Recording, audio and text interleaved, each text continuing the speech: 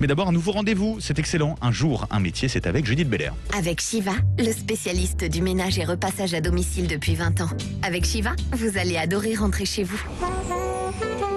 Sud Radio, c'est excellent. Un jour, un métier. Judith Belair. Et on reçoit Martin Pietri qui est à la tête de la manufacture Emo de Longwy en Lorraine. Cette manufacture est née précisément en 1798. Bonjour Martin Pietri, bienvenue sur Sud Radio. Bonjour Judith, merci. Mais c'est avec plaisir de vous recevoir. Alors Martin Pietri, dites-moi, qu'est-ce que ça veut dire être céramiste et est-ce que ça comprend autant le design des pièces par exemple que leur réalisation ? Alors, être céramiste, en tout cas au sens de la manufacture des Emo de Longwy, c'est d'abord la fabrication et la réalisation des pièces. D'accord. Parce que pour le design, on a surtout l'habitude de travailler avec des designers extérieurs.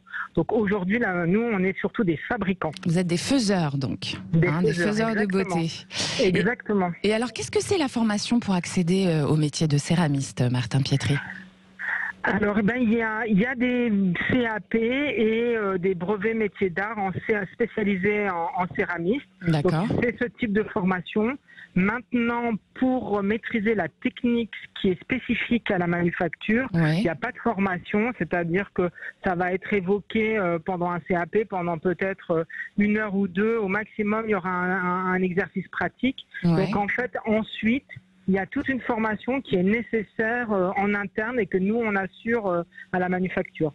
Et alors, la céramique elle-même, quand vous dites que vous êtes les réalisateurs des œuvres que vous proposent par exemple certains artistes, qu'est-ce que ça comprend ? C'est-à-dire que vous allez créer l'objet.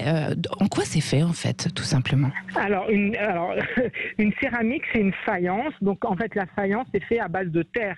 D'argile. En fait, c'est souvent plusieurs composants pour faire cette terre-là. Et nous, on travaille avec un système de moule et de barbotine. C'est-à-dire que cette terre, elle est rendue liquide avec un mélange avec de l'eau et elle est coulée dans des moules. Et à partir de là, en fait, on va avoir ce qu'on appelle un biscuit, c'est-à-dire une faïence qui va être cuite et qui va avoir une couleur beige clair qui va être la couleur brute.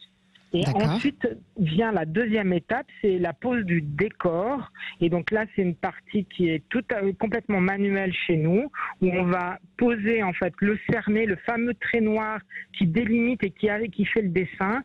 Et ensuite, on va coloriser avec des émaux mélangés en fait avec un oxyde métallique qui va donner toute la couleur. Et tout ça est posé à la main. D'accord. Et on imagine que c'est un métier de vocation parce que ça va avec le temps. Il faut être très patient avec ce métier.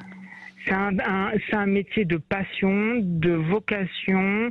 Il faut être amoureux en fait de son métier et ça prend énormément de temps. Il y a des pièces qu'on peut mettre juste pour la pose du décor.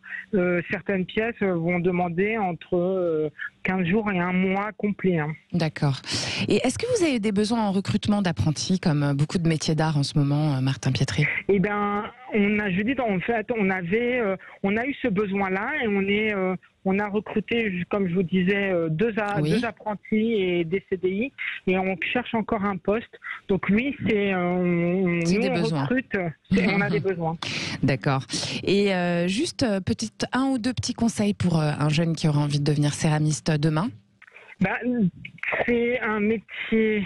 En fait, c'est un métier où souvent dans les métiers d'art où il faut savoir mixer créativité et précision, minutie, sens du détail, de la finition, etc.